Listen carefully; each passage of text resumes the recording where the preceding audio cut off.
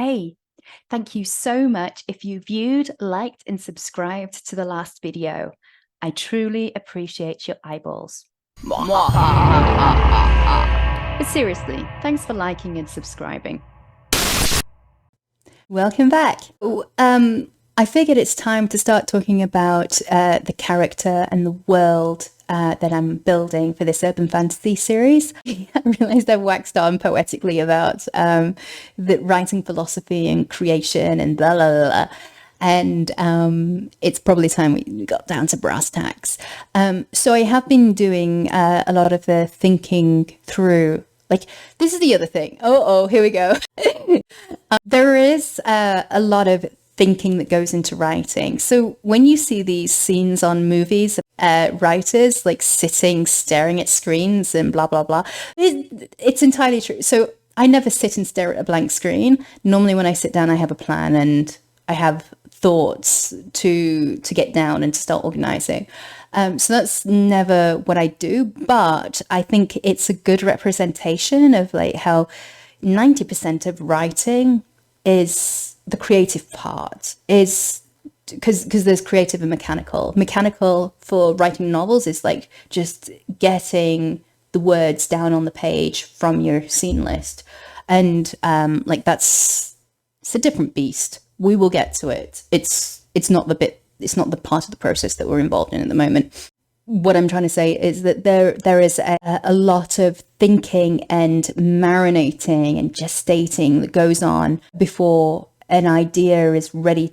And it's not even like there are single ideas, that you have like lots of components to an idea, and just having like one idea about a character or about a world, it's not enough. Not for a series, not even for a novel, I don't think.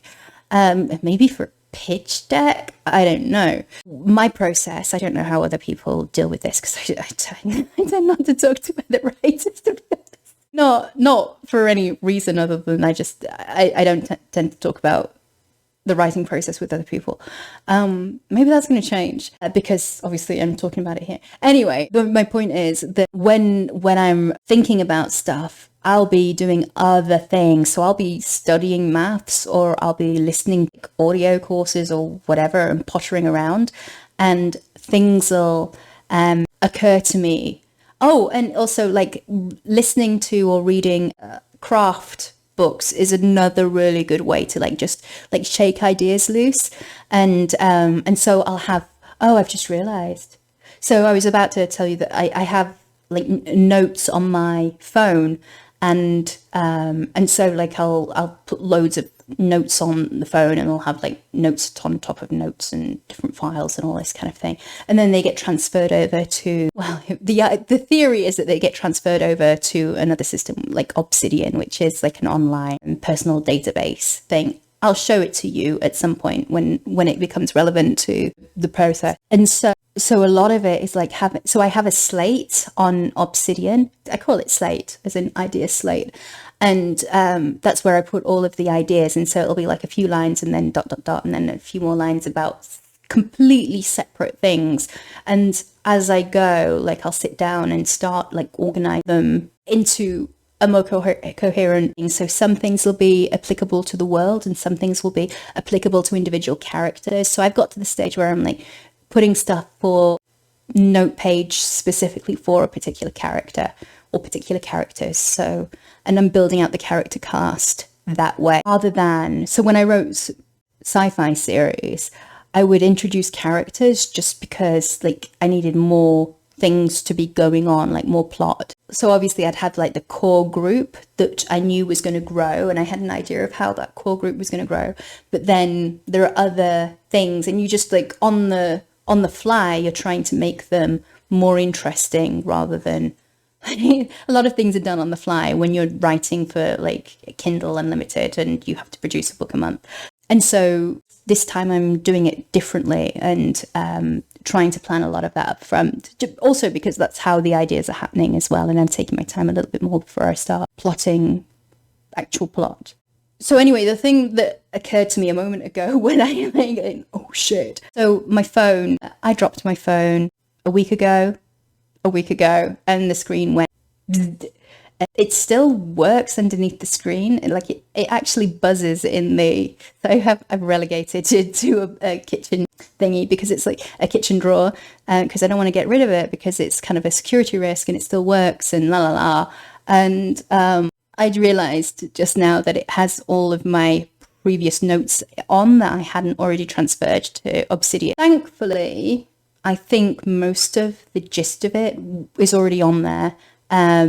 Because I'd been like stalled out on ideas stuff, because I've been focusing on getting video software working for the last like week or two. So I think I'm going to be all right. I mean, the other thing is with ideas, like it's very easy in any creative process to setbacks, like lost work or whatever, to put you off and to go, okay, no, I'm not doing this anymore. And I think part of being a mature creative person is figuring out how to manage yourself emotionally so that that kind of thing doesn't deter you. Like it shouldn't even be a blip on your radar. It's kind of like, okay, so that's gone. How do I make it better this time? Or what other ideas can I come up with that may have not come through had I locked that thing down? For instance, like I always remember a friend of mine who was set to do a presentation in London. Like he had a big group and he had the presentation that he'd been working on for weeks prior, and he had it ready, you know, several days before, and it was all ready to go. And then his laptop got stolen and he had to redo. This was before the days of cloud, by the way, before I get like messages about, oh, you should back everything up to the cloud, which I do, by the way. Apart from those particular notes, just don't. It's okay. Look, it's fine. The series is going to survive without those few notes. All right. So anyway, he ended up reading a presentation or rewriting the presentation, and he said it was literally like 5 times better than the original thing that he'd created. And so sometimes when these things happen, I can't help but wonder whether there are like little creative fairies that are around that are like giving us little nudges in certain direction to keep us on track and inflow, and to make sure that we can put out the version of what we're capable of creating. And even if that isn't the case, even if you don't believe in creative fairies coming and landing on your shoulder and giving you ideas and whispering to you changes that you need to make, it's still a useful frame to use in terms of making sure that you stay motivated. Isn't it better to use a frame of reference that helps your process rather than hinders your process? And if you're beating yourself up, you're hindering your process. Easy peasy. So the point of this video was going to be to talk about the character that I've got nailed down. Let's start with, so obviously because I've been so inspired by Dresden and because I've read like a bunch of wizardy things, I think, not because I've read wizardy things because I like the wizardy thing, probably because I'm influenced by Dresden. I think my protagonist is going to be a wizard. Well, of course she's going to be. Also, she's going to be female. Not even going to attempt to write from a male perspective. I've tried it. I've done it before for sci-fi because, surprise, surprise, most of the audience in sci-fi is male. I was never writing military sci-fi, and it was mostly, like, all my stuff is some form of space opera, whether it's, which is like low action for the most part. It's more adventure and mystery. And so it's less, you know, masculine in the kind of things that it deals with. Just because I write what's most interesting to me. Why would we write stuff? Well, I understand people write for market and there's a point for doing that. But I think for the energy it takes and for like the amount of focus and work you need to put into it, like you may as well be writing something that you love immersing yourself in, right? Okay. So in case that wasn't obvious, because I don't think that's obvious to people when they set out writing, because I see lots of discussions about people deciding whether they write to market or whether they write what they love. And you really want to find an overlap at the very least. She's going to be female, obviously. that's what I know. And I think already that kind of gives it a twist and makes it a different story from anything from these other people that I've been reading and that I admire. A female wizard. And so I have an interest in astrology and an interest in esoterica, as in like Rudolf Steiner kind of esoteric. And there's actually a YouTuber on here who kind of the Steiner school of thought and does her own research. And do your own research is one of those phrases that like will never mean the same ever again. But she does spiritual research, and I love her work. Seriously love her work. It makes everything that I've studied and everything that I know it just pulls it all together in a coherent fashion. And she's made the Steiner texts way more accessible for me. Anyway, so in case you don't know who Steiner is, he used to give lectures back in the 1920s, that kind of era. And he was one of these, like, well, not as a guru, he would give lectures. So it was esoterica, basic. And some of his stuff is wild, like really out there. But like when you look at how people are talking about ancient aliens and all that kind of stuff, he has... Gigi Young, actually, the YouTuber I was telling you about, has a response to that. So a very coherent, fascinating, and grounded response to how, we've got these in the consciousness kind of impinging on our view of the world. And I think esoterica just reframes everything. I'm going to talk about it more in detail because I've read a bunch of Steiner stuff and I have lots to say, and it's going to inform the lore, LORE, of the story world that I'm building, because I think that's another way of doing a few things. So I find it interesting, and it's an interesting system, so it'd be nice to use it as the magic system and the world kind of hierarchy, which you need in any kind of fantasy. So you see people using like mythological creatures and various realm stuff, and like vampires and werewolves. Like you've got all these different categories of stuff. And like, in some ways, like I think of them as different myths that have like kind of taken us through the ages, like across geography, and there are like similarities. And so in some ways I see them as like a psychological component of the human psyche, or the schemas, like our maps of the world, but also their Amazon categories as well. So anyway, this is the writing to market bit. It's like, know your categories so you know what you're going to rank for, or what you could rank for. I think I'm going to use the esoteric, which I realize takes me outside of the world of Amazon categories, but look, it's going to be a wizard protagonist, and there will be other mythological creatures in there. Like it's not going to be centered around dragons, but like how can you write urban fantasy without like a badass dragon? For some reason, people really like dragons, and I don't know if I get it yet, but I'll probably get it more before I start including them. And that's the other thing. Like you want to have an array of stuff, but you want to introduce them at different points. So like maybe by book 5, I might feel ready to introduce dragons, so that your world keeps expanding and it keeps revealing more of itself to the audience as you're going. So yeah, and so what that looks like at this early stage is that I'm getting these ideas and putting them as notes, and sometimes I'll have like notes further down the page as labeled later as ideas that I might want to introduce like later on in the thing. So the world is going to be, well, it's urban fantasy, so it's going to be based on, and it's probably easier for me to do Austin because that's where I'm living right now.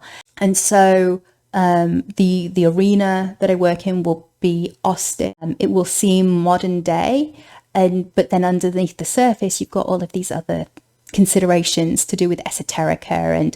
And whenever you start talking about like high realm stuff, you've also got like the opposite of that. So you've got the dark realm stuff, and like it opens up both ways, so you get creatures down here and creatures up here, and various rules of magic. I think one of the things that I want to do is to incorporate astrology in there, and synchronicity to do with planets, and also have I think there's a problem with being, it's it's believable, like say for instance with Dresden, that he's a consulting wizard and that he doesn't get much business and therefore he's always broke. And like that's fine, because that's like a film. Is it a film? It's not necessarily a film, but it's like it's a struggle that he always has. Whereas I think I want my protagonist to be like financially secure and to then grow from that, because and I think readers like to see people grow and like their establishment. One of the things I learned from reading Lit RPG is that this dopamine hit that you get from progression, from accumulating stuff and accumulating like safety and property, community and so on and so forth. And so I think like being able to demonstrate that throughout this urban fantasy series is going to be fun. So anyway, all that to say is that maybe she's going to be a wizard on the sly, but she's maybe a consulting astrologer, because like astrology is like one of these, like whether you believe it or not, it's slightly higher paid in terms of like the psychic craft thing. I mean, traditionally, because it's one of those things where you need like a lot of technical knowledge, and it used to have a lot of more work to it than it does now, because now computers can spit out exactly what you want in seconds and blah, blah, blah. But I think being like a consulting strategist in terms of the astrology, because like even now companies will hire astrologers who tell them when the best time is to launch products and all that. No one talks about it because we're in this like super materialist kind of arena world. People are skeptical because they just don't have experience with this. But for those who know and for those who use these services, I mean, it's not uncommon for companies to hire people who know about the trends and know about astrology to predict trends and how it ties in with the collective and how it ties in with the company. So obviously, like a company will have its own natal chart as well from its founding, its inception. And anyway, I think it might be interesting, and it would get her into interesting places like companies, but also it's a way of having cases. So like all detectives need a case. Or a case flow. So Dresden would get his from Buffy, who was the police officer who would get relegated to the weird cases because she was the only person in the department who could deal with it. You know, like I think with this kind of subject, you need a case flow from somewhere. So if she has astrologist clients coming to her, it's a way for people to access her and to ask for help and for them to display. You can read certain things in a person's chart, so I can like see in some instances where she might get clients coming to her for like a read about like their love life or something, and she'll read something deeper going on and realize, oh, they're in trouble and therefore blah blah blah. So anyway, I think it's like this rich kind of intersection of all the things that I find interesting and that I'd like to explore and write about. So I'm just working on making sure that there's enough fodder. Like I want to, because you got to keep this going.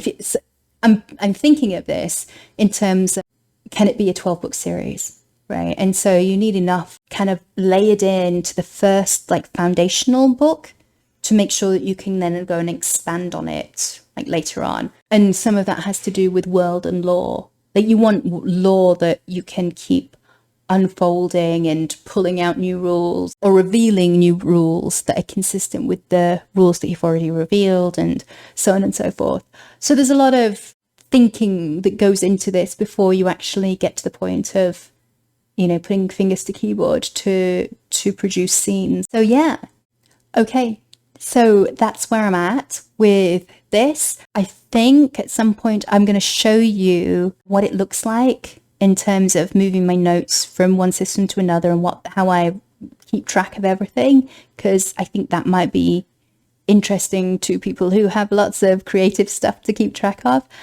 One of the things that I found recently doing video editing is that your filing system and your workflow is everything. The same goes for writing. It's just this part of it is new for me because I've never done quite so much planning as I'm doing this time round. So it's a new creative experience and I like it. I like it a lot. So that's it for me for now. I post again soon. Oh, I don't know.